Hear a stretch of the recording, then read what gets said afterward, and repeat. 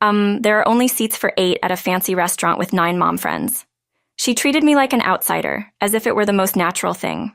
Surrounded by concerning glances, I reached my limit and decided to leave with a smile.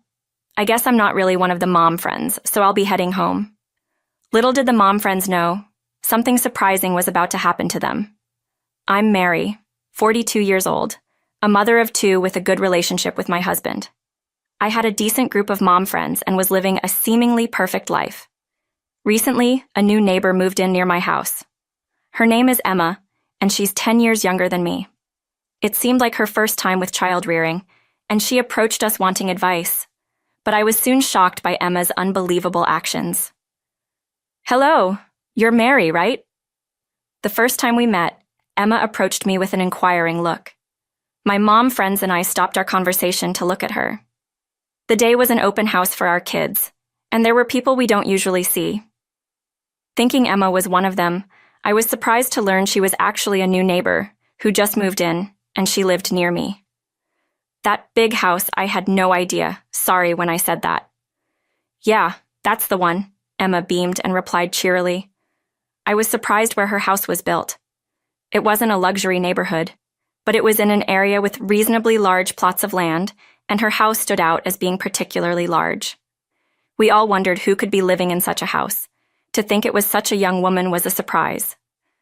My husband is a bank executive. He recently got a promotion, and we bought that house, the big one, Emma boasted as I humored her happy tale. It started to feel suspicious. We have other properties too, like a vacation home in Aspen. It's such a nice place with great views and a comfortable environment. We always go there during long vacations. Oh, are you interested in traveling abroad? We travel a lot. Just recently we splurged and went to Europe. And so, Emma's stories went on and on. We felt an unpleasant premonition as we continued to respond to her with forced smiles. Emma's attitude became increasingly blatant. You know, the people around here, well, they don't seem to be very wealthy. I was worried I might not find anyone I could get along with. But then I saw Mary's house. It's the biggest in the area, right? I thought we might become friends, Emma said, smiling at me. Did she notice the sour expressions of the other mom friends? Faced with her intense personality, I found myself blurting out, is that really an appropriate thing to say? What do you mean? I'm just telling the truth, she retorted. Since that incident, she became somewhat ostracized by the group. I intended to keep my distance too, but for some reason, Emma started to resent me. Oh, are all of you mom friends out for lunch? I next met Emma while I was having lunch with my mom friends. At that time, I had no idea she held a grudge against me, so I invited her to join us. But Emma made a face of clear distaste. A lunch with mom friends? That means gossip and bad-mouthing, right?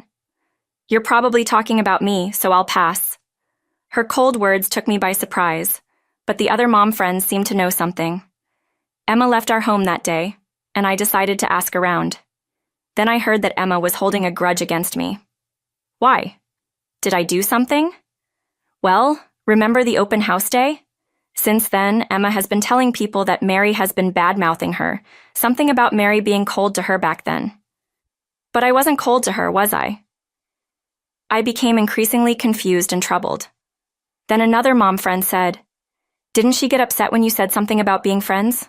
Don't you remember?" I tried hard to recall, then suddenly exclaimed. All eyes suddenly turned towards my voice, feeling uneasy under their gaze.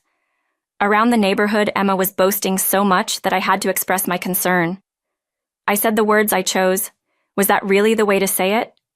Maybe that offended her. Hearing this, the other moms began to say, "Emma's got a high pride, you know." I was worried about having unintentionally angered her. Wondering what to do as a neighbor, I wanted to maintain a smooth relationship, but if she's holding a grudge, that might not be possible. Other mom friends say that Emma has a high pride and often boasts about being wealthy. Her husband works at a bank and has a good salary, which is one of her favorite things to brag about. She always carries high-end brand items, and it seems she only eats at upscale restaurants and uses luxury ingredients. With such a stereotypical personality, one might think she would be easy to handle, but being resented by someone like Emma seemed like it was going to become a complicated issue. My apprehension was confirmed a few days later. I was meeting with the mom friends again at our usual cafe. That's when Emma appeared with a malicious grin and a noticeably different demeanor than before. "Looks like you're all gathered here again.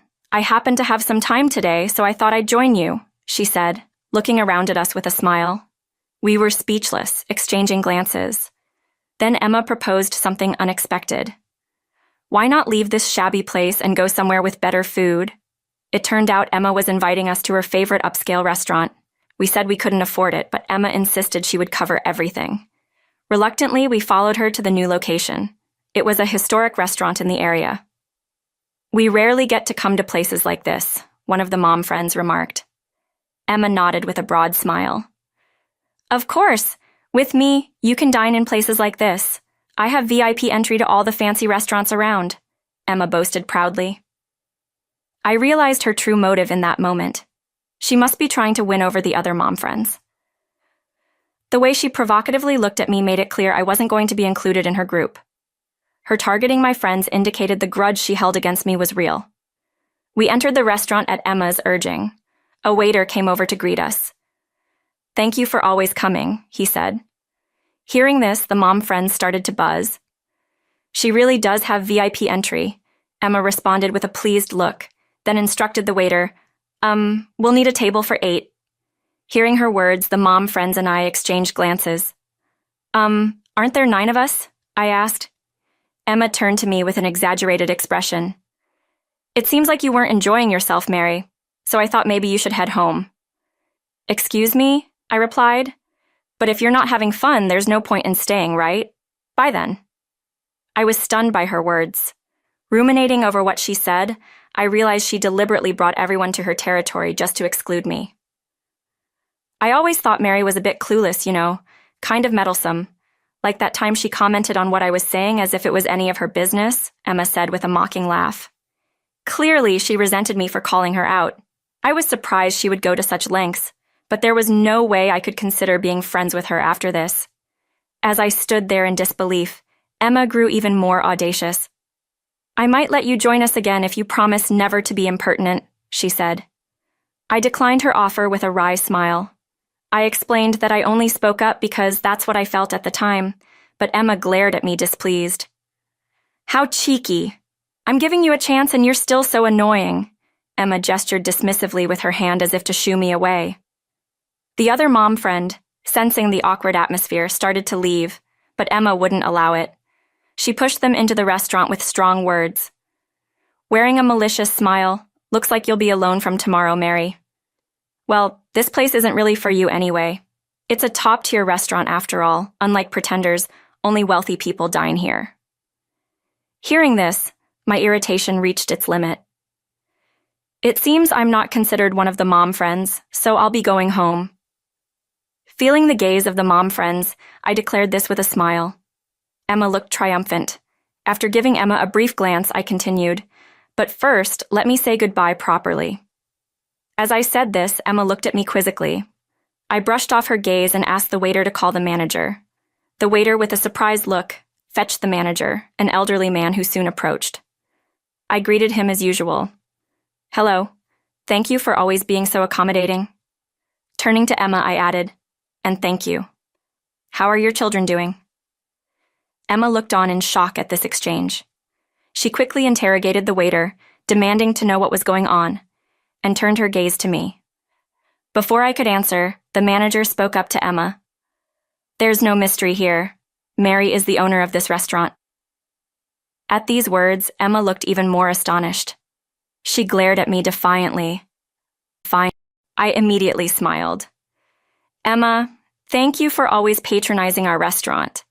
As the owner, I'm proud you like it so much. I look forward to your continued support." My words left Emma dumbfounded. She probably never imagined her favorite restaurant was owned by me. She must think I have made her lose face, so I'm likely to be disliked by her even more now. But that's okay. Since I'm already resented, a little payback to embarrass Emma shouldn't be a problem. Thinking this, I continued to smile at Emma. Emma glared at me sharply, seemingly at a loss for words. As we faced off, the manager looked puzzled, not understanding the situation. Then he seemed to catch on and backed me up. Mary has been a great help to many restaurants, including this one. Though it's an old establishment, it once struggled with management. That's why Mary stepped in and revitalized it. We can't thank her enough. Emma's disbelief deepened at the manager's words. I thanked him. It's because this restaurant is wonderful, I added. The manager laughed heartily at this. Emma watched our exchange with frustration. I'll be leaving now. Oh, and these ladies are my mom friends, so please take care of them. Certainly, Mary. Please come back with your family. We'll make sure to give you our best service. Emma interrupted. How far will you go to humiliate me? Mary? The owner? That's impossible. I reaffirmed, it's true. But she seemed even more irate. This is just one of my favorite restaurants, but fine if this is me. Mars. Place? I'll never come back. There are plenty of other good restaurants, like that French restaurant on the corner. She pointed outside. The restaurant was upscale too, and I exclaimed, Huh, that's a restaurant of this manager's brother, so it's also under my management. Actually, most of the upscale restaurants around here are. You could say I'm a consultant in this field. Emma looked at me in astonishment. Didn't know they were brothers, she said. It's understandable that you didn't know. Emma's face twisted in frustration, and finally, she started to rant about being ridiculed. Surely you're just humoring me, manager. You'd better side with me now. My husband works in banking and deals with loans.